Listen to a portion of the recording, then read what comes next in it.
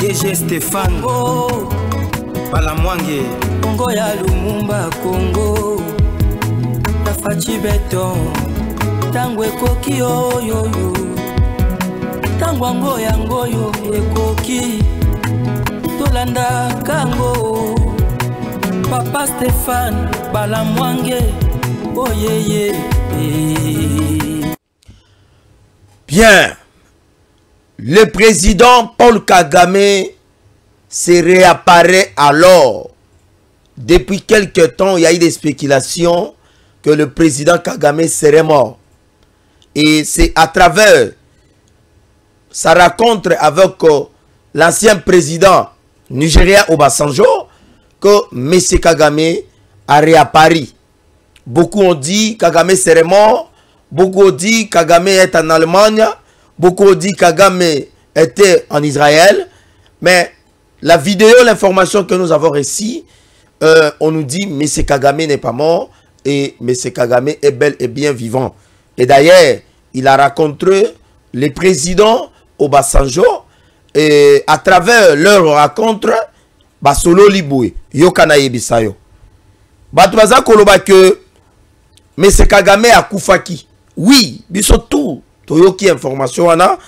Mais nani oya koiko sepela na liwa ya moto. Soki moto wana zando kite. Et donc, makambo Kagame a sali na est na mboka na biso. Kongole nyonso oya lingi mboka na ye. Ako sepela na liwa ya Kagame. Parce que le système oyezali Kagame atiaki yango. Na ko souteni ba Kabila. Ko souteni ba Nanga. Pona ko boma moto moko te akoiko sepela na likambo ya motindo ya boy. Alors, il y a une vidéo oyo na ko senga ba kote la biso. Vous allez voir, il y a une rencontre entre le président Obasanjo et puis M. Kagame. Et d'ailleurs, na rencontre wana, M. Kagame azali ko plaider de manière à ce que accord oyo ezali il y a le 27 juin oyo tozanango accord wana ba reporter yango ezala reporter moyennant 2 semaines. Et après 2 semaines, nous signé accord wana. Le message était passé avec M. Obasanjo. Et celui-ci a eu message, je crois que à côté de la yango, et pas na bayo bazali ba qui de droit. Mais autre information encore. Le ko la bango bazali ko plaider que ba ramener accord oyo biso tozali kozela accord du siècle. Oyo, République démocratique du Congo, tozali ko signé na États-Unis. Ce sont les Américains, ne ba bengi ba Rwandais ba kotisi bango na kati accord wana.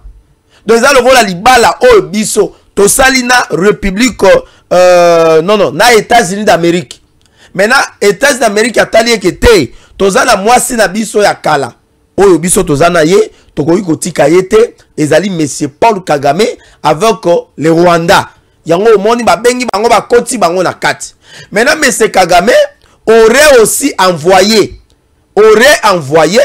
o abengaka groupe na EP ya ba émissaire oyo ba kei kokutana M. Donald Trump, ba kei kokutana na Emmanuel Macron, ba kei kokutana na premier ministre wazali ya Grande-Bretagne pour na ko plaider en faveur ya makambo etali accord o ezali ya République démocratique du Congo na ya Rwanda. Pona M. Kagame, message eza moko, message eza linini, et sengeli ko reporter accord wana, et l'on le 27 juin, et kende na niveau ya les 12 ou bien les 10 ou les 12 juillet, et ko permettre d'abord, il y a des dividendes politiques. Ba retomber ezabi ba le peuple congolais. Ya mona la sabino vidéo, oyo, ya M. Kagame, na M.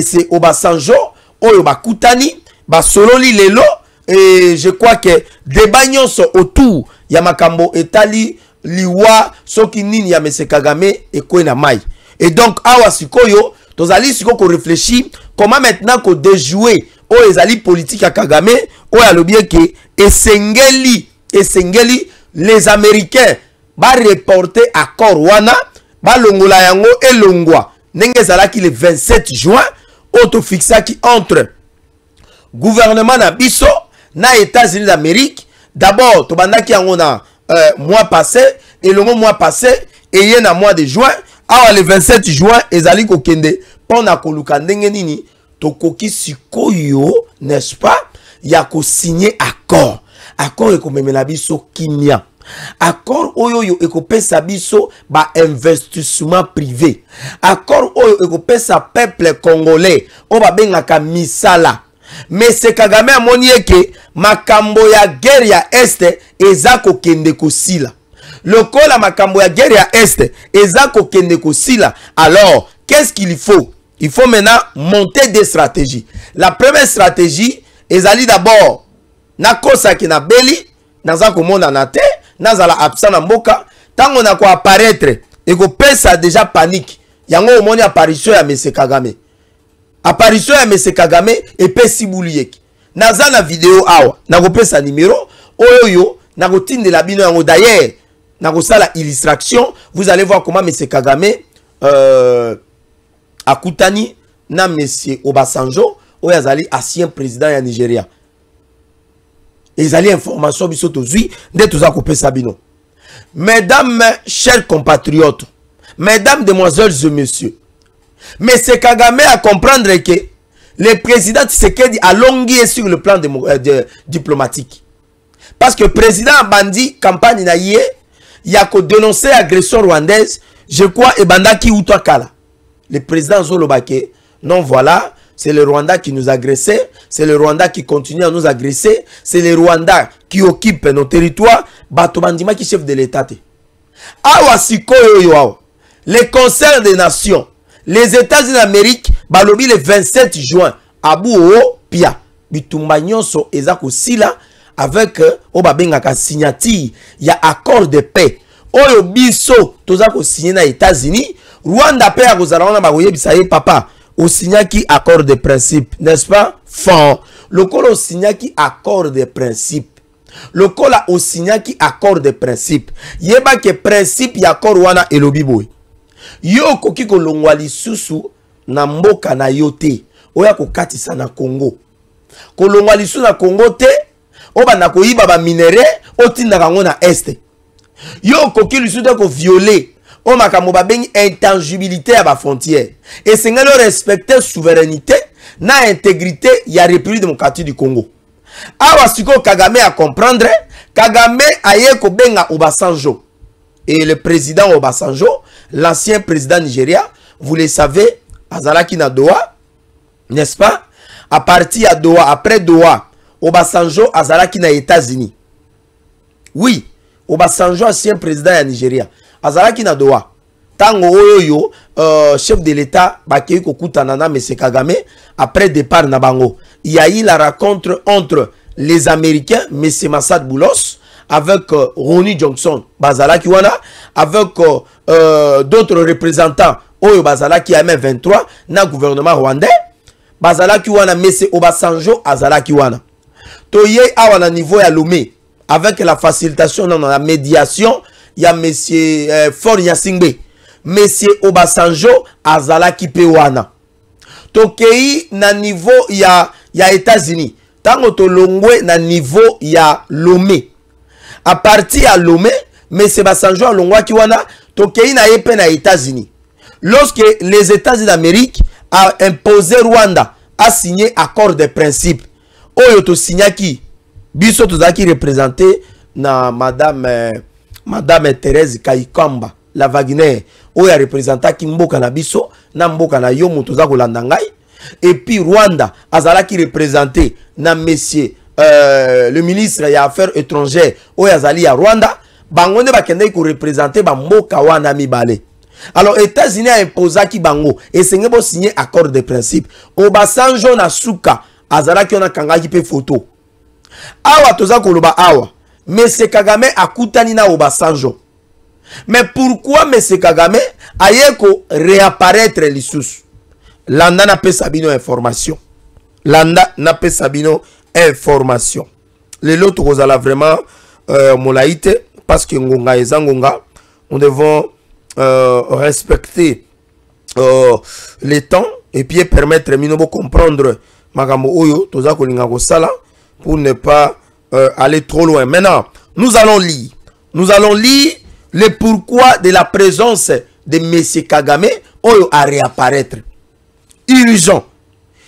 Le président rwandais, après quelques jours passés, après quelques jours d'absence à la tête de la gestion de la République rwandaise, le président Kagame, le génocidaire, réapparaît cette fois-ci avec une rencontre avec M. Obasanjo, l'ancien président nigérien, l'homme qui n'a jamais été absent dans toutes les négociations entre la République démocratique du Congo et le Rwanda. Obasanjo joue maintenant le rôle de sapeur-pompier en dehors de monsieur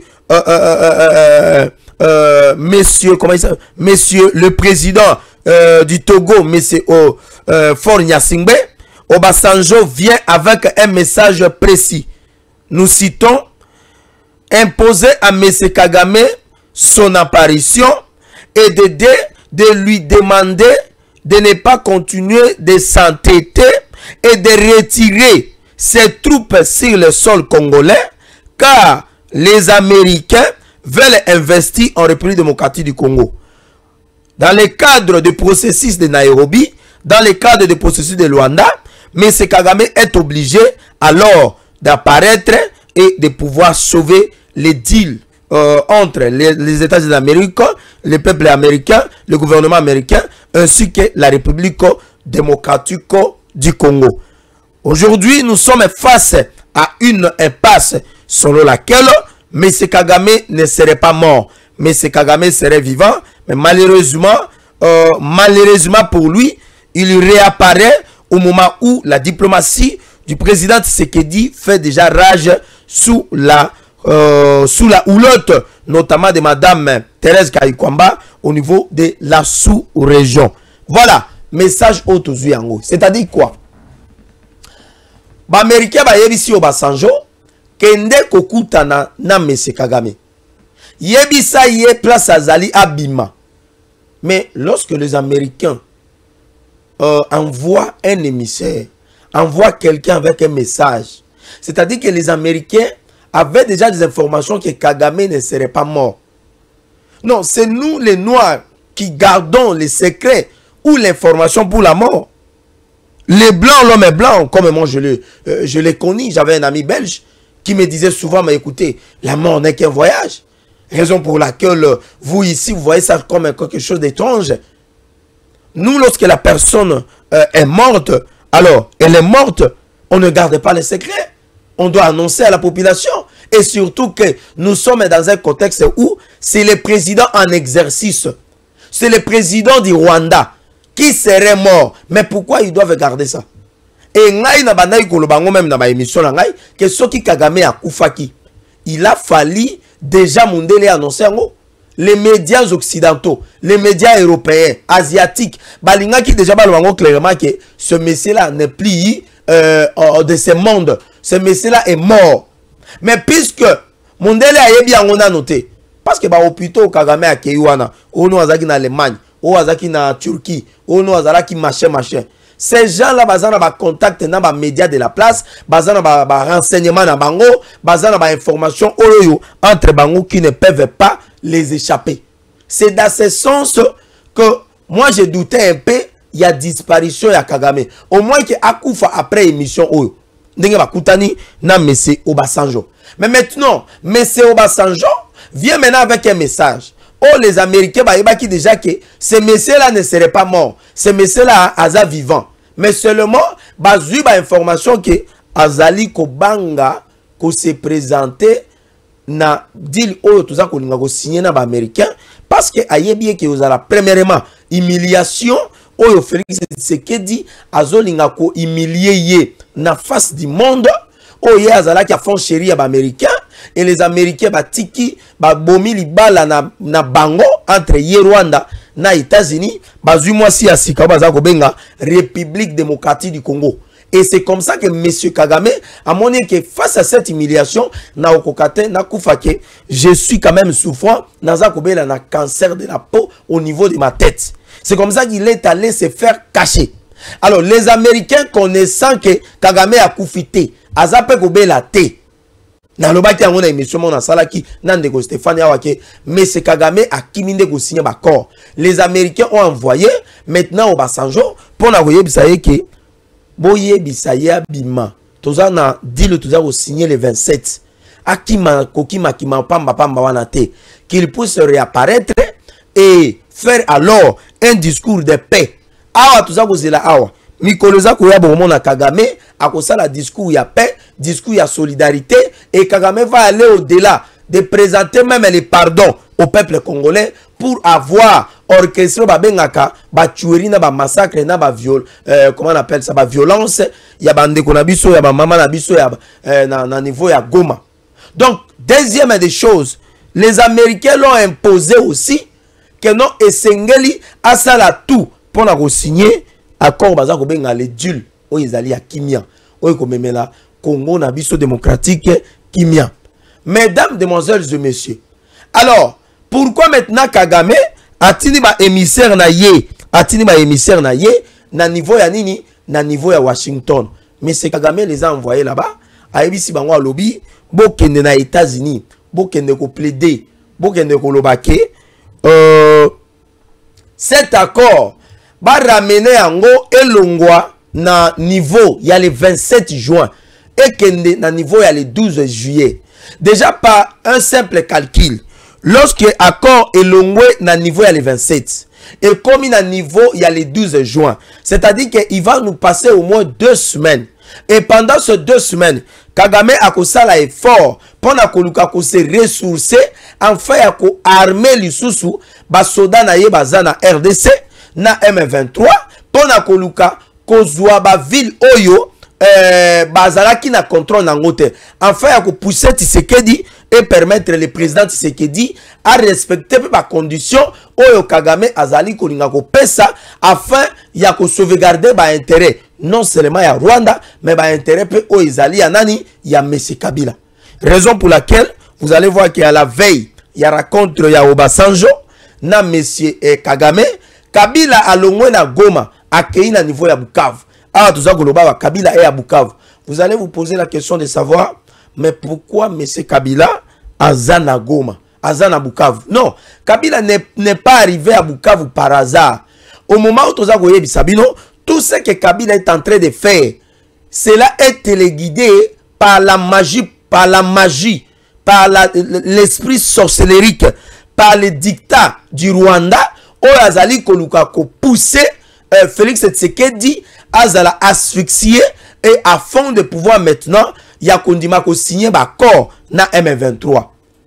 Kabila Zaki na Sengote même Yagoya na Goma. Kabila ne voulait pas venir à Goma. Yango moni première fois tant Yaki na Goma, il y a eu des attaques et son parti politique PPRD na ba communicateur na bango ba niaki ke Kabila aza na niveau ya Goma te abatamaki. Mais quelques temps après Kabila sali discours et a réapparaître na niveau ya Goma. Yango moni ba toyebisa kibino ke Kabila n'avait pas quitté Goma et Kabila n'avait pas voulu ya ko quitter Goma pour renoncer à discours hier. Le discours de Kabila a sali yango na Goma sur place. Et donc quitter Goma pour na kokende Bukavu, cela n'était pas un cadeau facile pour na Kabila. C'est sous la demande c'est sous la demande il y a monsieur Kagame yende mutu azali ko sala nini oyo babengaka ko dicter makamunyo so Kabila za ko sala. Alors awa toza koloba awa bande ko balandi Kabila ayena Goma pona koluka ko réfléchir comment ndenge nini bakoki koluka ko avancer na niveau ya Uvira et senge bazwa Uvira parce que selon bango il n'était pas question que to signer ba accord oyoyo sans que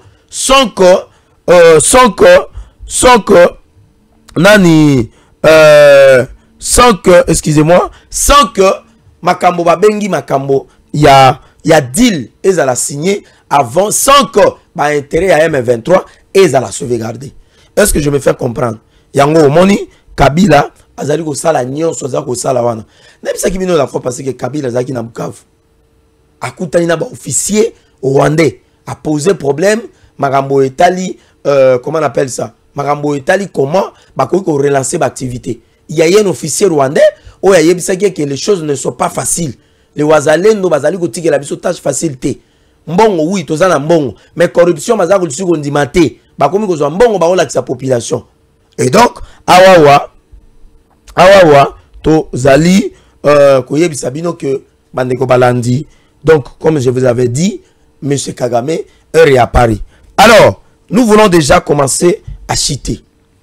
Nous voulons commencer à chiter, mais je vais alors marteler na makambo etali SAEMAP, les services d'encadrement pour les coopératives minières. Service Oyo ezali ko sala mosala pona ko accompagner les paisibles citoyens, ceux qui sont dans l'exploitation au babengaka illégal ou légal ya makambo etali ba minéraux na mboka na biso. Le DG Jean-Paul Kapongo, un monsieur que je suis en train de saluer, je dirais le courage et l'intelligence dans la gestion, dans les affaires au babengi ba officine ya République démocratique du Congo.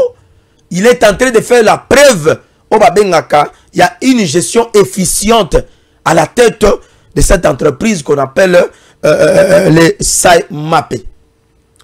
Aujourd'hui, nous le savons tous que le Congo, nous avons ce qu'on appelle les minéraux rares du monde entier. En dehors des forêts, en dehors des eaux, en dehors de l'hydrographie, en dehors de ce qu'on appelle la matière grise que nous avons aussi ce qu'on appelle aussi les matières premières. Maintenant, comment maintenant que ces matières premières puissent profiter au développement de notre pays? Alors, il faudrait maintenant passer par un encadrement. C'est comme ça que ce service a été créé. Et aujourd'hui, ce service est géré par l'un des cadres de notre parti politique que je présente mes félicitations ici à la personne de M. Jean-Paul Kapongo qui gère cette entreprise avec beaucoup d'intelligence. Nous avons suivi à la radio Top Congo comment il a déchiqueté comment les choses doivent passer. Yo olingi kokende kozana coopération minière. Il faut avoir d'abord une nationalité congolaise. Il faut avoir une carte pour les zones d'exploitation où ils allaient contrôler par artisanal, par le service compétent, notamment SAEMAP. Et puis, il a donné les conditions selon lesquelles au la coopération où ils allaient minière. C'est-à-dire que vous pouvez avoir tous les documents et avancer. Et parmi lesquels les SAEMAP azali na ba mission na bango. Est-ce que le DG Jean-Paul Kapongo ne fait pas preuve de compétences oyo mokonzi mboka azali ko luka pona ko créer non seulement ba condition ya malamu pour le développement mais aussi pona ko créer ba benga classe moyenne? Parce que cette coopérative est appelée un objectif ya ko créer o ba benga classe moyenne. Le Congo, depuis longtemps, nous n'avons pas une classe moyenne. Nous n'avons que la classe de riches et la classe de pauvres. Mais avec le SAEMAP, avec l'idéologie bien compris, avec la manière de faire les choses par le DG Jean-Paul Kapongo, nous comprenons que aujourd'hui dans notre pays, je crois que le président Tshisekedi, comme il avait dit que non, à travers ce qu'on appelle les coopératives minières, nous sommes en train de créer ce qu'on appelle les classes moyennes en République démocratique du Congo. Et le DG Jean-Paul Kapongo l'avait aussi dit. Il a dit, notre devoir est d'asseoir les secteurs miniers artisanal et à petite échelle en vue de créer une classe moyenne congolaise.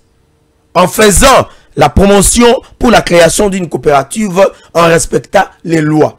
Voilà pourquoi tolinga ki tout pesa yi moka koswa, tolinga ki tout encourager ye et tolobake le Congo au moment où et surtout que cette histoire est na moment ya malamu oyo ke ba américain bazako ya et que un DG ya SAEMAP azali ko sa la promotion ya la coopérative. En tout cas, c'est quelqu'un oyo biso to kanisa ki na niveau ya communication politique na biso.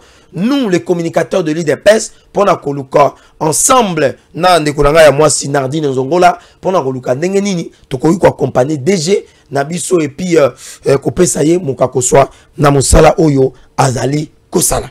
Bandeko balandi, tokomi presque na suka ya mosala Nabiso ya lelo, topesa kibino matondo mingi na ndenge bozuli baku ya kolanda biso mais na koshite na eloko yoke le prophète de Dieu Gilles Mulindwa azali ko préparer mon bangé et activité oyo ekosalema pona bana ya ekimelo na niveau ya cité des refuges awa na palais du peuple ezali activité avec un objectif je dirais spécifique et républicain. L'objectif majeur ezali d'abord cette scène loko là-bas na Nzambe nyonso baliaka tozala wana mi lulu ekosalama tokobina tokoyembela Nzambe et puis nous allons faire une prière pour la nation et cette prière ekozala pona objectif ya ko délivrer le Congo sous le Jude o ezali ya monde satanique o ezali ya misala ya zabulu bakanga mboka oyo pona ko se développer. Est-ce que c'est en ce sens tozali ko benga peuple congolais pona koluka ko adhérer massivement na activité ya le prophète de Dieu Gilles Mulindwa o ekozala le 29 au 30 juin na 100 heures tozanango na esplanade ya palais du peuple. Yo ozali na États-Unis, ozali na Bangladesh, ozali na France, ozali na Paris, toza ko benga yo pona ko kota na ko soutenir activité oyo ezali ya prophète oyo ezali ya église de pentecôtiste lumière du monde qu'on appelle le docteur Gilles Mulindwa on a bengaka l'homme qui attaque les esprits sataniques, l'homme qui délivre sans pitié. Et tokozala wana et kozala malamu. Merci beaucoup bande ko balandi Nzambe ya pambola mosali na ye apesa ye makasi parce que toyoki eke baza ko linga ko kende ko crier le seul loko mususu. Non, cet homme là sala qui activité moko boy ezala qui le 20 février, il avait soutenu les FARDC apesa ki 200 millions. Est-ce que mbalo a kopesa? Non, mbalo ezala kopesa mbongo te. Mbalo ezali ya ko sambela pona mboka. Mbalo ezali ko délivrer Congo. Milimo mabe ya bakagame batia na mboka oyo, milimo mabe ya bakabila batika na mboka oyo, kokende ko benga na milimo wana mabe pour Congo ezwa développement. Est-ce que biloko aboza mabe? Merci beaucoup et to pamboli bana nyonso ya mboka ekimelo, to pamboli mama na biso Ima, to pamboli le prophète de Dieu Gilles Mulindwa. Et Tokoya toujours pour nous repérer Sabino le sous ma précision. Merci, restez branchés et à la prochaine. Stéphane Balamwange Congo ya Lumumba Congo Bafachi beton Tangwe koki yo yo yo Tangwango yango yo ekoki Tolanda kango Papa Stéphane Balamwange oh yeah yeah, yeah.